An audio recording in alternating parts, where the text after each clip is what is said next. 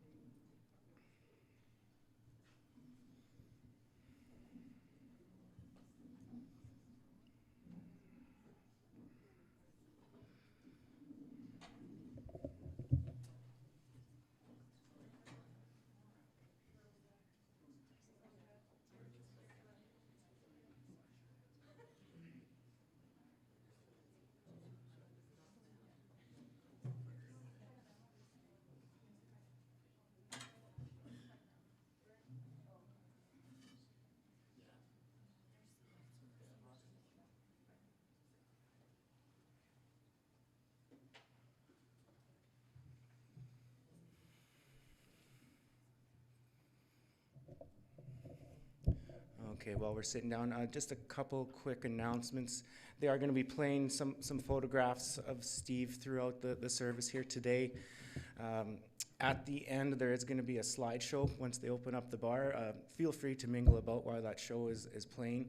And there's going to be an open mic portion at the end as well. So I thought I'd give everyone some advanced warning there. If anyone wants to come up and share a story about Steve, you're more than welcome. And we'll leave the mic on kind of as long as we're in the room here today. And I guess without further ado, invite Uncle Vern up here to do the eulogy for us.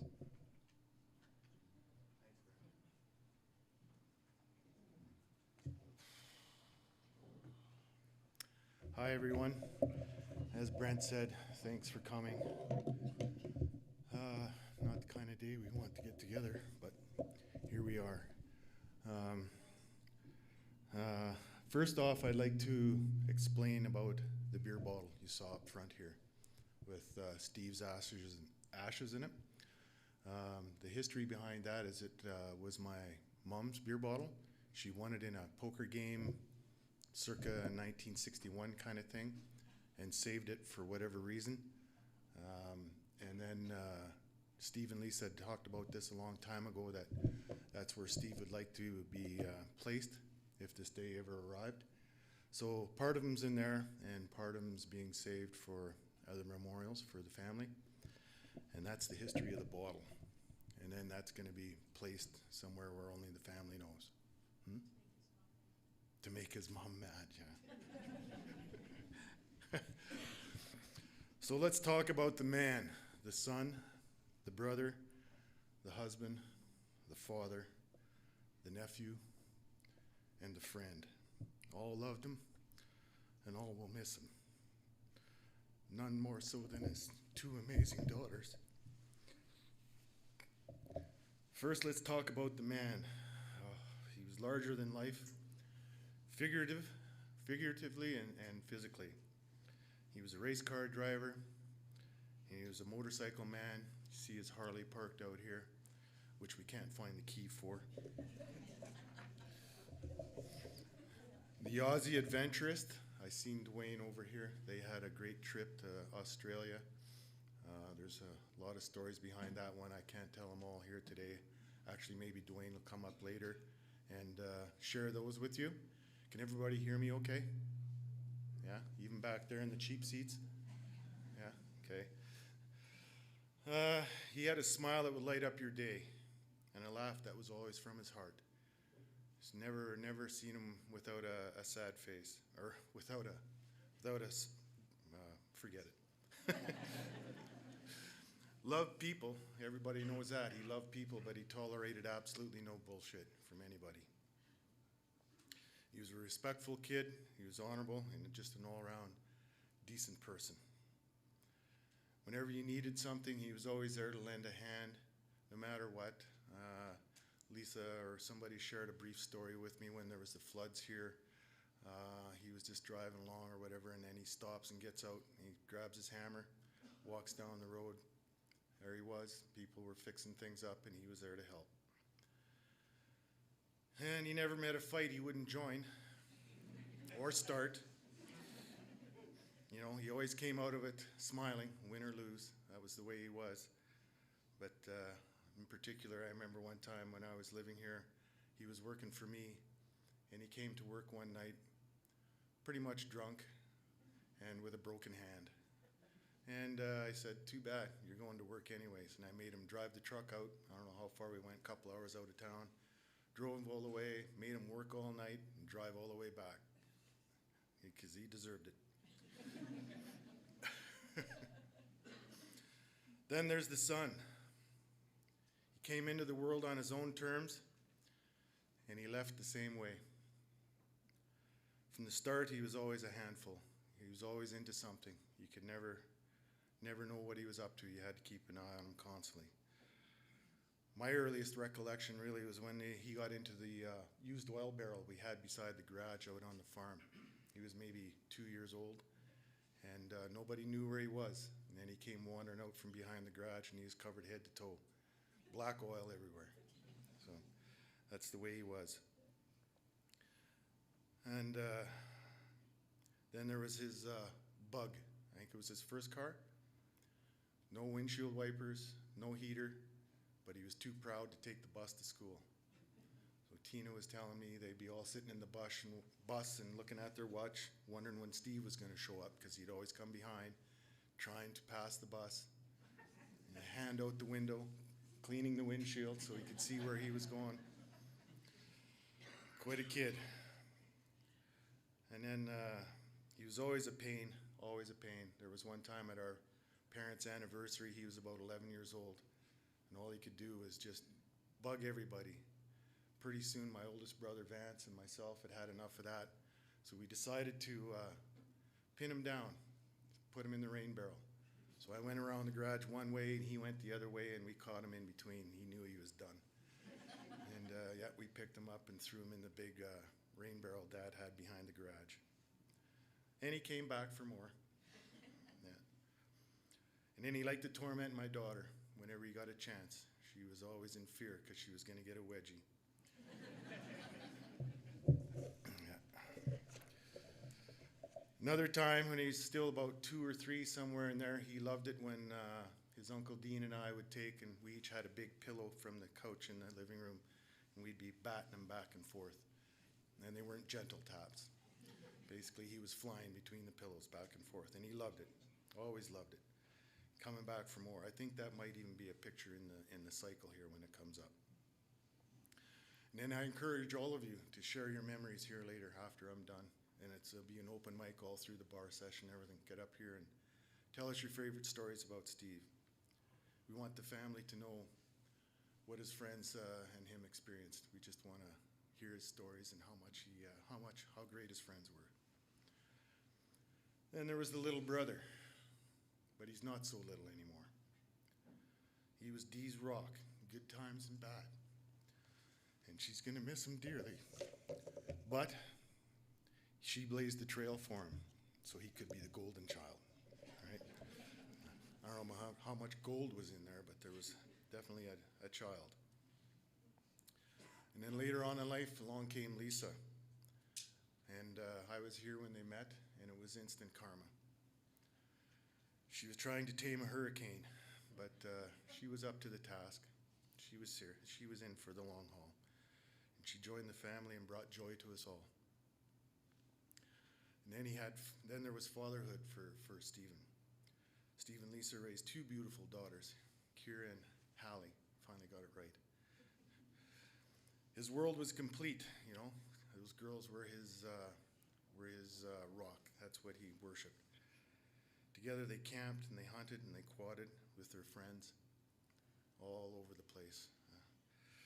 And then I remember a time when, before the girls were born, Steve and Lisa came to Wilderness Village where I used to camp with my family. And I don't know how long they'd been married, not this crappy little fifth wheel trailer. And they showed up there, and the first night, Steve figured he was going to drink me under the table. So game on. So we spent the whole night, everybody gone to bed, and him and I were sitting around the campfire drinking. And he went over to pee somewhere in the trees, and he stepped in somebody's dog doo-doo. So he was cussing about that, but we kept on going. And then we finally went to bed and woke up in the morning, and I go to Lisa, "Where's Steve?" "Ah, he's still in bed. He was there for most of the day." So I guess I won that one.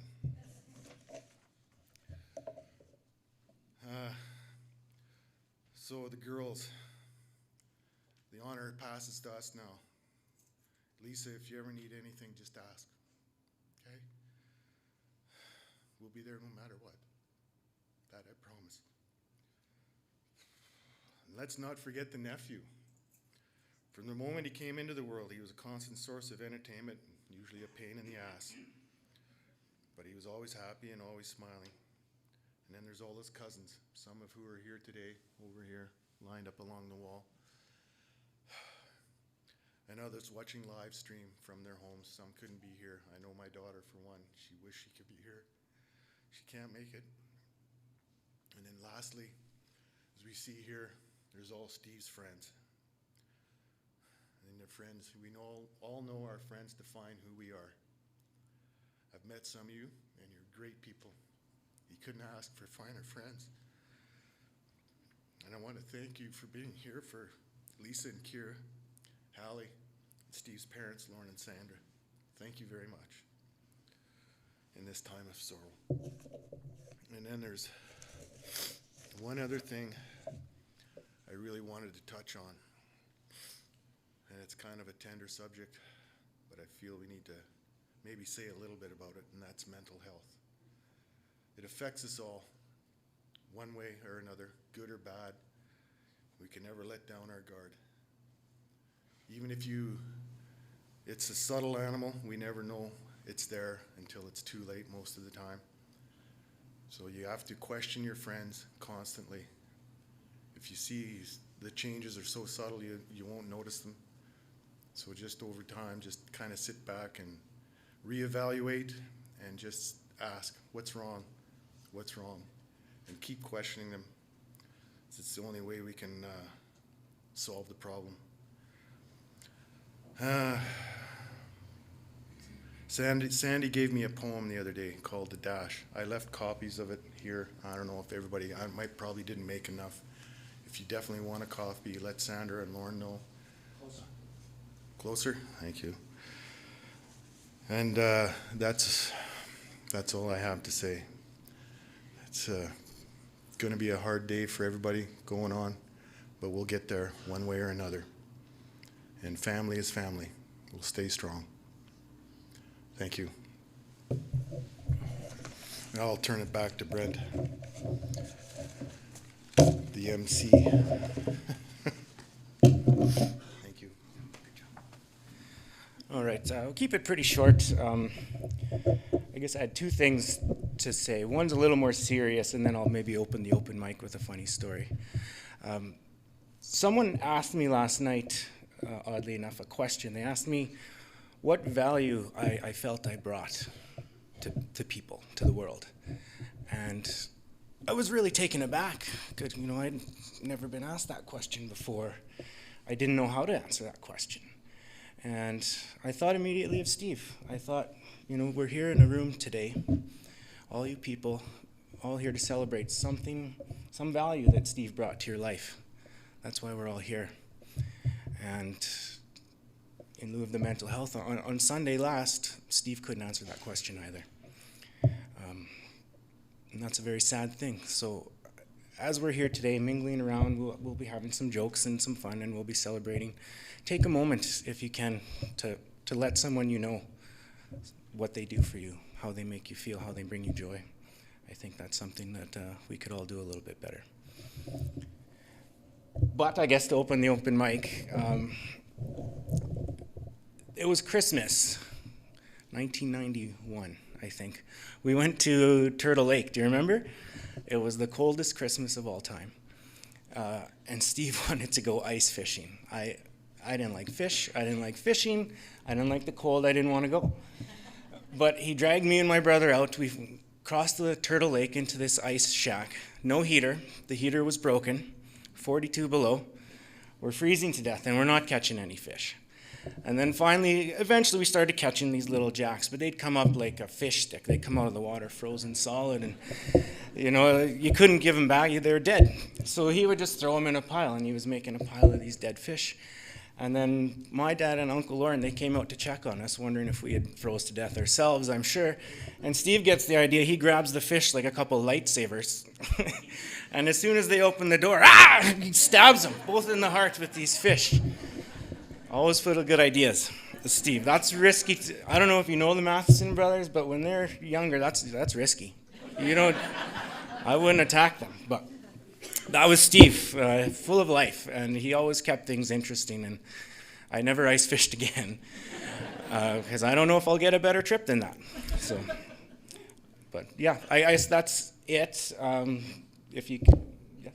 There's a slideshow. Yes, I was going to just mention that. I think what the family wanted is we'll start the slideshow as people are mingling about, and if you want to come up and say something, go right ahead, feel free. And like Vern said, the mic will be on here for the next little while, so don't feel pressure. You don't have to come up right away. And again, thank you all for coming. Don't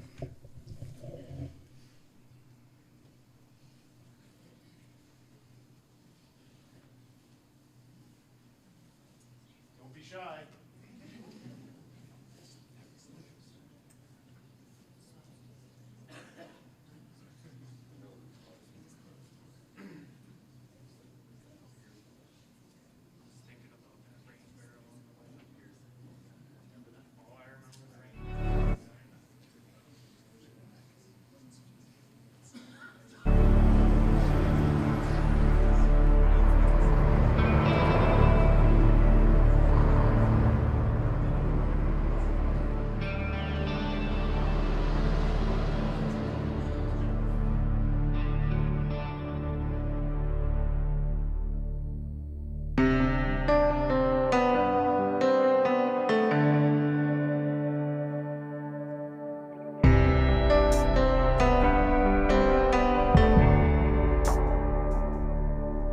It's perfect outside, it's like God let me dial up the weather. Got the whole crew here, I ain't seen some of them in forever. It's one of those never forget it, better stop and take it in kind of scenes. Everything's just right, yeah, except for one thing. You should be here, standing with your arm around me here, cutting up, cracking a cold beer, saying cheers. Hey y'all, it's sure been a good year. It's one of those moments that's got your name written all over it. And you know that if I had just one wish, it'd be that you didn't have to miss this. You should be here.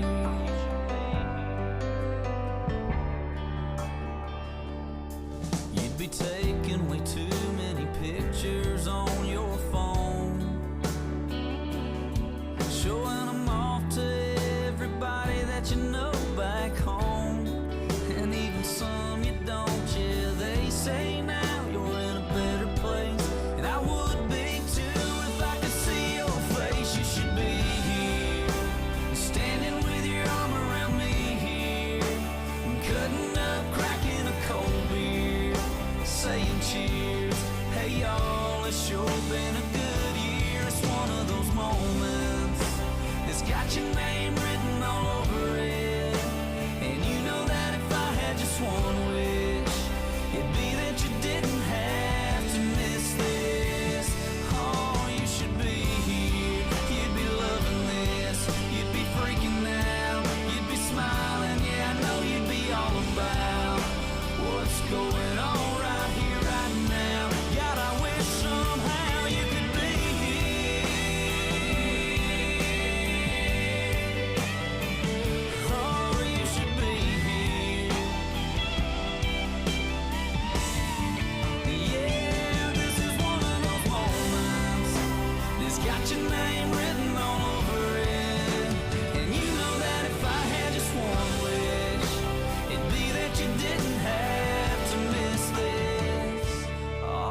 should be here.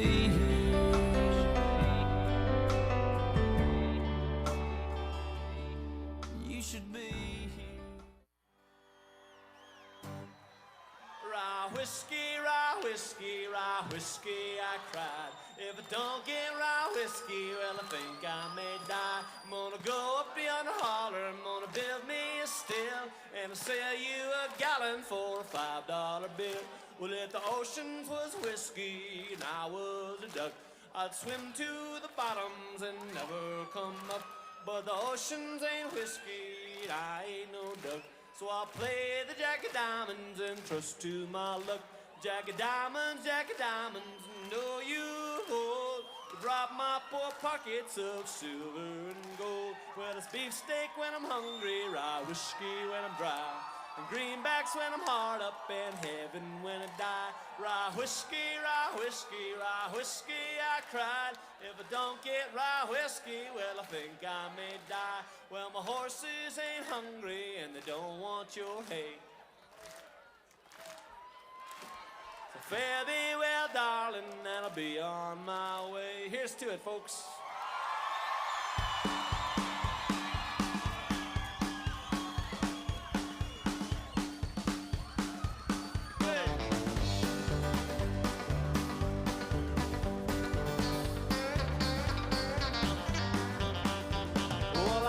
Full-bodied lager as much as the next hard-working man, and the taste of suds or dealing stud I can surely understand.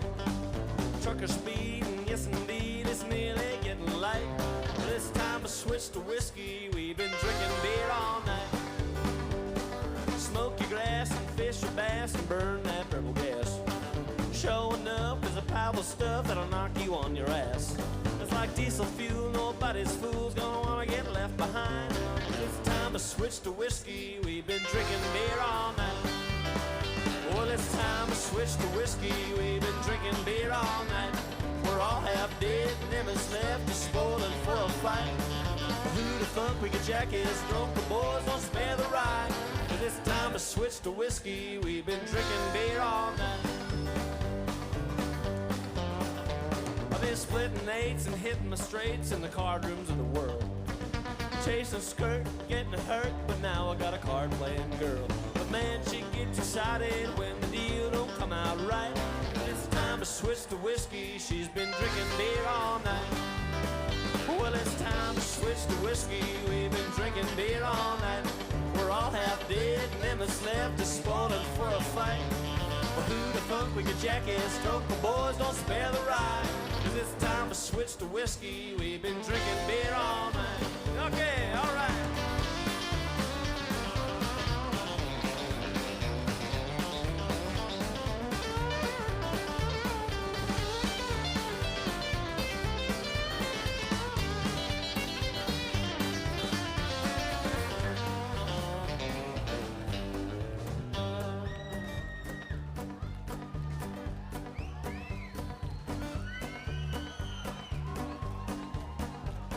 I've heard it said that you can get some heat in Irish pubs. Serving Jamesons to an orange moon, or Bushmills to his cuz. Here's what you do with Tullamore Dew, you can meet them both halfway. It's time to switch to whiskey, they've been drinking beer all day. Well, it's time to switch to whiskey, we've been drinking beer all night. We're all half dead, and them that's left is spoiling for a fight. Who the fuck we could jack is drunk, the boys don't spare the ride. It's time to switch to whiskey. We've been drinking beer all night. And it's time to switch to whiskey. We've been drinking beer all night. Rye whiskey, rye whiskey, rye whiskey, I cry.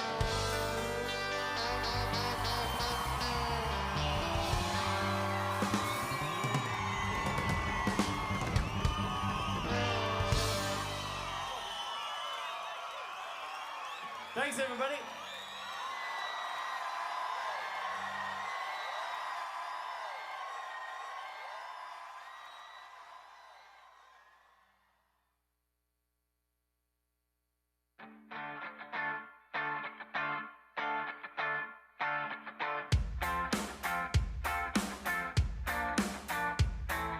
Counting all the assholes in the room. When I'm done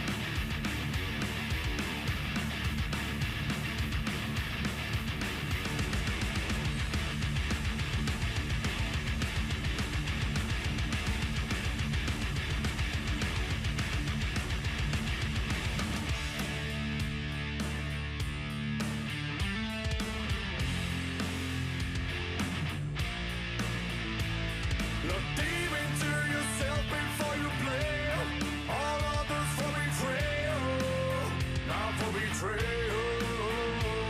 I promise so easy to say and easy you fail, and you do it again. When the music seems to cover and the light will do the colors, well, I turn my back and go for all the better things in order.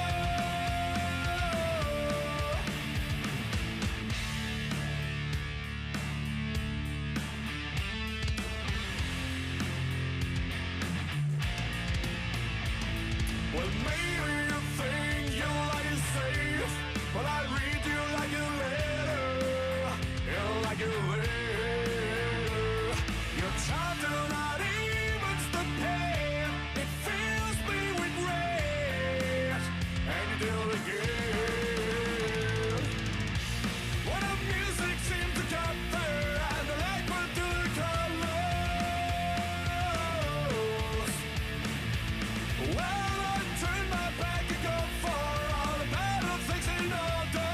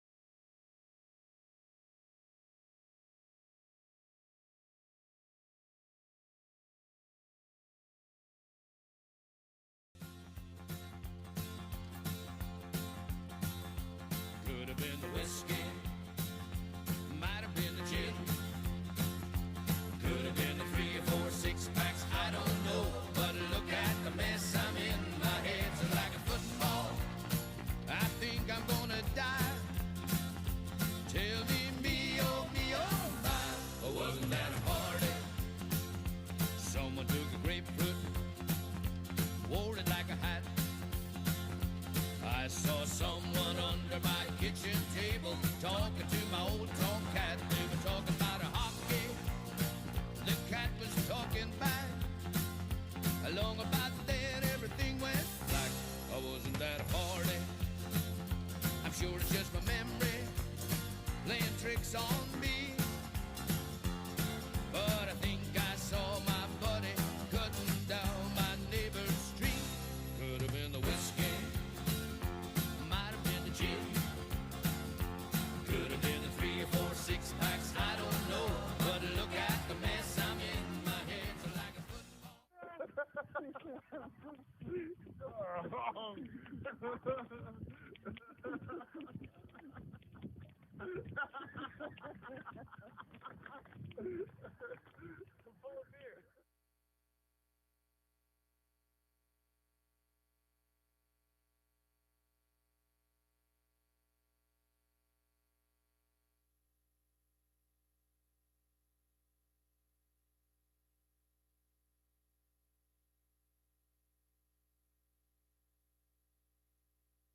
Is this still on? There we go. One thing I forgot to mention, I was supposed to open with telegrams, but in the heat of the moment, I forgot to do that. So there's one that Sandra sent to me, came from their exchange student that they had. What year was that? 1995? 93? From Denmark. His name was Morten. And they've stayed in touch to him till this day here. So he did send a message to Sandra today, and I'll read that here for you. And there's some more that are printed out over here if anybody would like to read them. So Morten says, even though I lost my mother 3 weeks ago, I can never, ever imagine the pain you're going through right now. It was quite a devastating shock when Tina brought me the horrible news. No one ever experienced this kind of tragedy, losing one's son or daughter, and my heart is with you. Even though I hang around some of the world's strongest athletes, Steve still remains the strongest person I've ever met, and I still recall and get inspired by his great work effort at the Dairy Queen, where he managed to save up and buy his first car, the Volkswagen Bug that I talked about earlier. I always admired that and often think of him when business life is hard. And he was the first person to introduce me to skidooing, golf, bungee jumping, gopher hunting, softball, Canadian ice, Molson Canadian, and he still remains my only absolute favorite inmate, cellmate, when we did hard time together. In brackets, he's got being grounded. So, as far as I know, he was never in jail anyways. Most likely because we got caught drinking, and he was incredibly funny. As I'm sitting here taking this wonderful trip down memory lane, tears start running down my cheek because I suddenly realize my 10 to 11 months spent with Steve influenced my life and how he truly inspires me until this day. So sad, so tragic, so pointless, so meaningless. I'm sorry I can't attend the memorial, but Steve and all of you will be in my thoughts and in my heart, and he'll be here in August to visit the family. Thank you. So with that, back to Brent.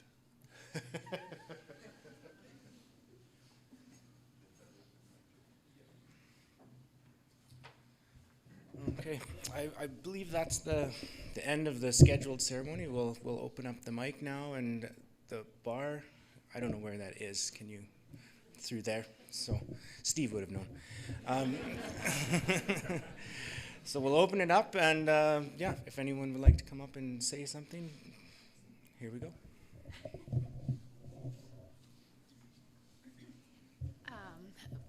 There's a lot of people when you stand here. I'm Rita. I was Stephen's aunt, and I'm a pretty reserved person, pretty proper. And about, I can't remember, 10 or 15 years ago, we went over to Lauren and Sandy's, or we were there, and Stephen walks in, gives me a great big hug, grabs my bra strap, snap. And that big laugh we just heard. So that was Stephen. Expect the unexpected.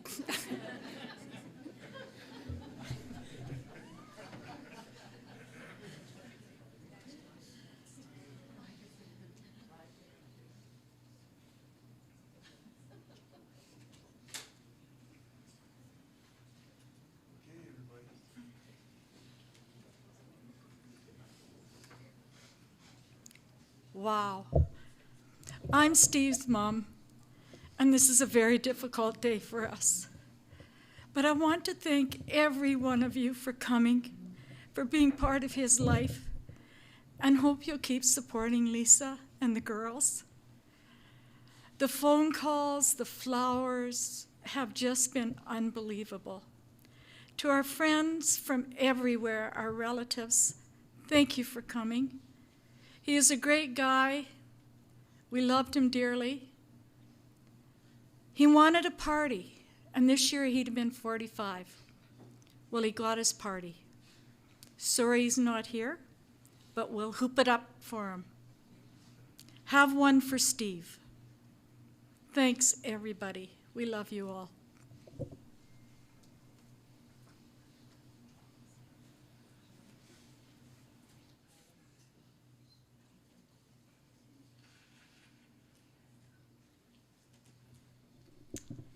Hi, I'm Lisa's aunt. I think her favorite one, right? Yeah, no, I'm just kidding. We were attending a wedding about 20 years ago. We were just talking about it, and we were in a hotel, and the tavern, the bar was underneath us, and our son, who was about maybe 15, 16, and his cousin, younger, Steve and Lisa were there, and they went into the bar. And we're thinking, okay, they're not old enough. Steve says, that's okay, I'll look after them. I thought he was he looked pretty responsible. Fine, sure. So this was in the beginning of the evening, and we're getting close to bedtime. Okay, Chris, I don't know if you want me to mention your name. Anyway, Chris, we said, it's bedtime. We should go upstairs. Tomorrow's the wedding. That's okay, Mrs. Terrace. I'll look after them. Well, I don't know how many tequila shots they had, but they pretended they were big veteran drinkers, but they were not. So a little while later, this big bang at our bedroom door, and I see our son Chris being pushed through the door. And Stephen maybe the bar closed, I don't know, but they were drinking tequila, and that we said to Steve, we're going to get you back. We're going to get you back. But anyway, Chris is over there, and he just said he hasn't had tequila since. So.